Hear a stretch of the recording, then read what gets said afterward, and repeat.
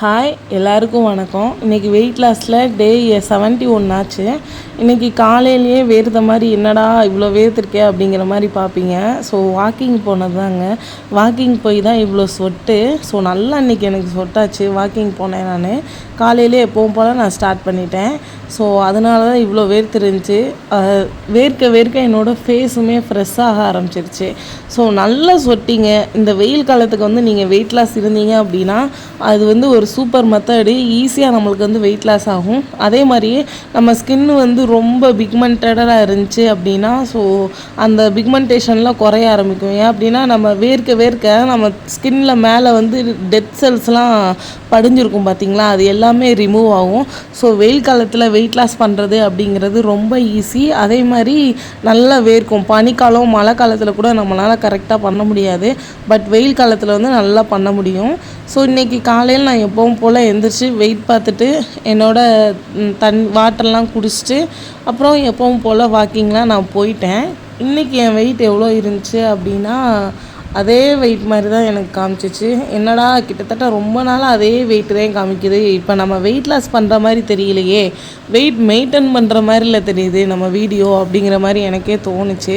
So 110 110 100 gram இருந்துச்சு. அந்த 110 100 இல்லைன்னா இப்படி இந்த சம்திங்குள்ளேயே தான் இருக்குது. நான் நேற்று வீடியோவில் சொன்னேன் எக்ஸசைஸ் பண்ணால் மட்டும்தான் ரெடியூஸ் ஆகும் அப்படின்னு நான் நினைக்கிறேன் அப்படின்ட்டு. ஸோ எக்ஸசைஸ் பண்ணலாம் அப்படிங்கிற இதுக்கு வந்துட்டேன் நான். ஸோ இன்றைக்கி நான் எக்ஸசைஸ் பண்ணிட்டேன். பார்க்கலாம் எக்ஸசைஸ் பண்ணோம் அப்படின்னா நம்மளுக்கு ரிசல்ட் எப்படி இருக்குது அப்படிங்கிறத. என்ன மாதிரி யாராவது வெயிட் லாஸ் பண்ணணும் அப்படின்னு நீங்கள் நினச்சிட்டு இருந்தீங்க அப்படின்னா என்ன மாதிரி ஓவர் வெயிட்டில் இருக்கிறவங்களுக்காக நான் சொல்கிறேன். ஸோ எக்ஸசைஸ் அப்படிங்கிறது பண்ணுங்கள். நானுமே இனிமேல் எக்ஸசைஸ் பண்ண ஸ்டார்ட் பண்ண போகிறேன். அதே மாதிரி எனக்கு பேக் பெயின் இருக்குது அப்படிங்கிற வாசி நான் வந்து சில எக்ஸசைஸ்லாம் அவாய்ட் பண்ணுற மாதிரி இருக்கும். நீங்கள் வந்து எப்பவும் போல் எக்ஸசைஸ் பண்ணுங்கள்.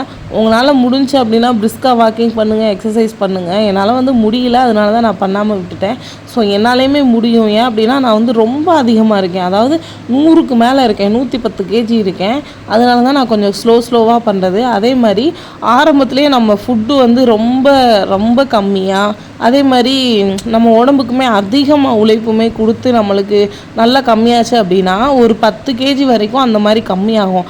அடுத்த ஒரு 10 கேஜி கம்மி பண்ணுறதுக்கு நம்ம அதை விட அதிகமாக ரிஸ்க் எடுத்தாகணும். ஸோ அதை விட சாப்பாடோட இதெல்லாம் டயட்டெலாம் மாற்றணும். அதே மாதிரி இப்போ நம்ம 1 மணி நேரம் நம்ம எக்ஸசைஸ் பண்ணுறோம்னா அடுத்து 1.5 மணி நேரம் பண்ணணும். இந்த மாதிரி நிறைய இது வந்து இருக்குது. அதனால தான் கொஞ்சம் மெதுவாகவே போகலான்னு சொல்லி தான் இந்த மாதிரி நான் பண்ணதுக்கு காரணமாகவே.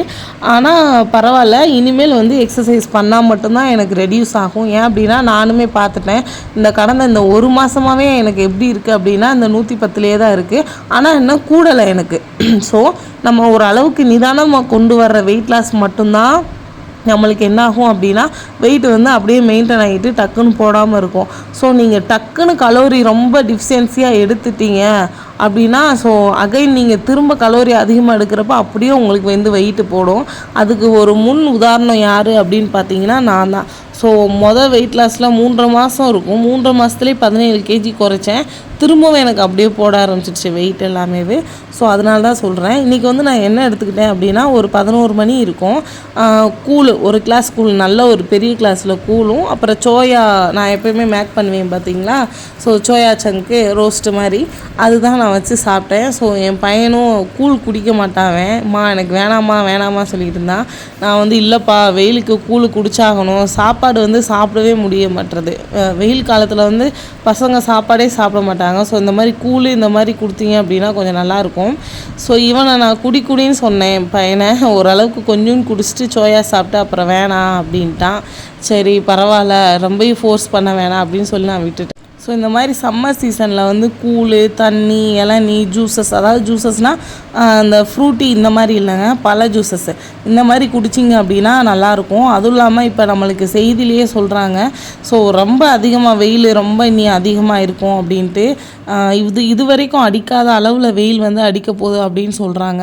ஸோ உங்கள் பாடியை வந்து நீங்கள் ஒரு அளவுக்கு ஹீட்டை வந்து கொஞ்சம் மிதமாகவே வச்சுக்கோங்க. அதனால் இந்த மாதிரி ஃபுட்டெல்லாம் நீங்கள் எடுத்துக்கிட்டிங்க அப்படின்னா உங்களோட ஹீட் வந்து மெயின்டைன் ஆகும். ஸோ அதிகமாக சூடு பிடிக்காமல் இந்த மாதிரி பிரச்சனை எதுவுமே வராது. என் பையன் இன்றைக்கி தான் என் கூடயே இன்றைக்கி வீட்டிலே இருக்கான். ஏன் அப்படின்னா வெளியில் வந்து விளையாட போயிடுவான், பசங்க கூட போய் விளையாடுவாங்க. இப்போ வந்து வெயில் ரொம்ப ஜாஸ்தி, ஸோ வேணாம். ஏன் அப்படின்னா வெயிலே சுற்றுனாங்கன்னா ஃபீவர் வேறு வந்துடும், அதனால் வேணாம்னு சொல்லிட்டு விட்டாச்சு. மதியம் வந்து நான் எதுவுமே எடுத்துக்கல, இன்றைக்கி விரதம் அப்படிங்கிறாங்க. சாயந்தரமாக நான் என்ன பண்ணோம் அப்படின்னா விரத சாப்பாடு தான், சாம்பாரில் வந்து நிறைய காய் போட்டு சாப்பாடு கொஞ்சமாக வச்சு ஒரு அப்பளம் வச்சு என்னோடய டேவை வந்து இன்றைக்கி நான் வந்து முடிச்சுக்கிட்டேன்.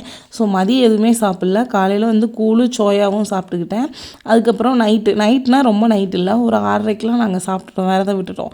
ஸோ விரதம்னா காலையிலேருந்து ஃபுல் பாஸ்டிங்காக இருப்பாங்க, அதனால நான் கொஞ்சம் சீக்கிரமாகவே சாப்பாடு செஞ்சிடுவேன். அதனால் ஒரு 6 to 7க்குள்ளெல்லாம் விரதம் வந்து விட்டுருவோம் சாமியை கும்பிட்டுட்டு.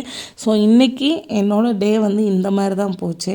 ஸோ நாங்கள் விரதம் அப்படின்னு இருக்கிற வசி தான் என்னால் மதியம் வந்து சாப்பாடு வந்து எடுத்துக்கிற முடியல. அது கண்டிப்பாக நம்ம ஒரு நேரம் விரதம் வந்து இருந்தாகணும், அது என்னன்னு தெரியல. நானும் இருக்க வேணாம் தான் நினச்சேன். அப்படின்னா எனக்கு அல்சர் வர மாதிரி கூட இருந்துச்சு. சரி பரவாயில்ல, நம்ம இருந்து பார்க்கலாம் அப்படின்னு சொல்லிட்டு அதிகமாக தண்ணி வந்து நான் குடிச்சிக்கிட்டேன். ஸோ அதிகமாக தண்ணி குடித்தாலே நம்மளுக்கு புண்ணு தானாக ஆறும். ஸோ தண்ணி குடிக்கிறது ரொம்ப ரொம்ப நல்லது. அப்புறம் நான் சாப்பிட்ற இலையை வந்து ஃபோட்டோ எடுத்தப்போ என் பையன் இருந்துக்கிட்டுமா, எங்கள் 2 பேர் இலையை எடுமா, சாப்பிட்றது எடுமா அப்படின்ட்டு பக்கத்தில் இருக்க பொண்ணு பாரதி பார் பாரதி அப்படின்ட்டு சொல்லிக்கிட்டே இருந்தான். ஸோ எங்கள் டே வந்து இன்றைக்கி இந்த மாதிரி தான் போச்சு. நாளைக்கு இன்னொரு வீடியோவில் பார்க்கலாம். பாய்.